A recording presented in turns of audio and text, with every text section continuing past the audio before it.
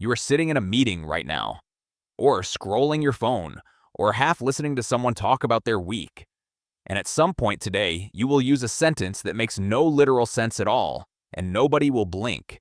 You will talk about an elephant that is not there, ice that does not exist, a bush nobody is beating, fish that are not actually bigger, horses you do not own and have never held.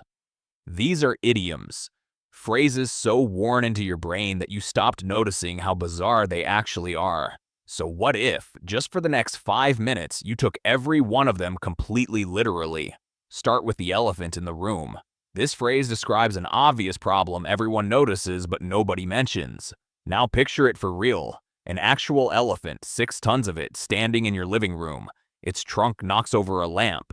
Its foot dents the floorboards. And everyone in the room keeps talking about the weather.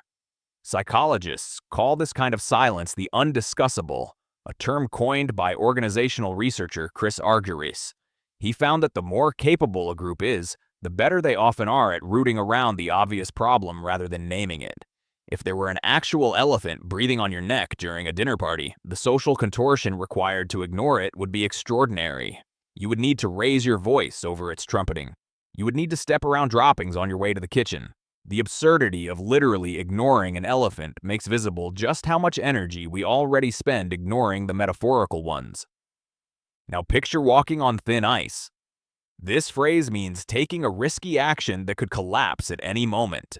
Literally, you are standing on a frozen lake, and beneath your feet, the ice is cracking in long white fractures, each step sending a fresh splinter outward like lightning frozen in place.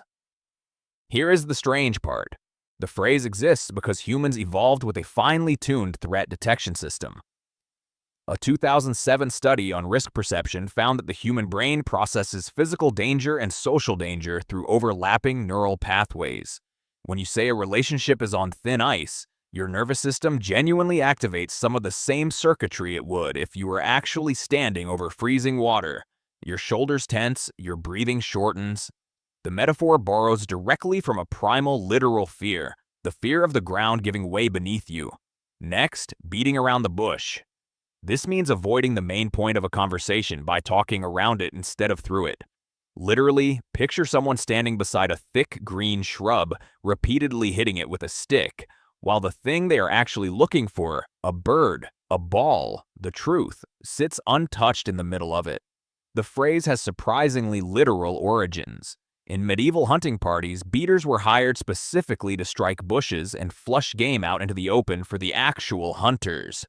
The person beating the bush was never meant to catch anything. Their entire job was delay, noise, and circling the target without confronting it directly.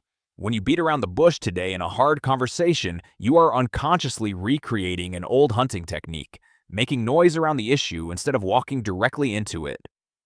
Now imagine frying bigger fish. The idiom means having more important matters to deal with than the small issue in front of you. Literally, you are standing at a stove with an enormous fish, far too large for the pan, its tail hanging over the edge, oil spitting everywhere, while a much smaller fish sits ignored on the counter. There is something almost mathematically honest about this phrase. Attention is a finite resource. Cognitive psychologist Daniel Kahneman's research on bounded rationality shows that human beings cannot meaningfully process more than a handful of priorities at once. The brain is not built to fry every fish simultaneously. When you say you have bigger fish to fry, you are making an explicit triage decision, and your nervous system, quite literally, only has room on the stove for so much heat at one time. Finally, hold your horses. This means wait, slow down, do not act yet. Literally, picture standing in front of several powerful animals straining against the reins, muscles tense, nostrils flaring, every part of their body wanting to bolt forward while you grip the leather tightly, holding back several hundred pounds of pure forward momentum with nothing but your own restraint. This phrase comes from an era when horses were not metaphors. They were your actual mode of transportation, and holding them back from charging required real physical strength and real patience. Neuroscience research on impulse control has found that the prefrontal cortex, the part of your brain responsible for restraint, functions almost exactly like those reins. It does not eliminate the urge to act. It simply holds the urge in check until the right moment.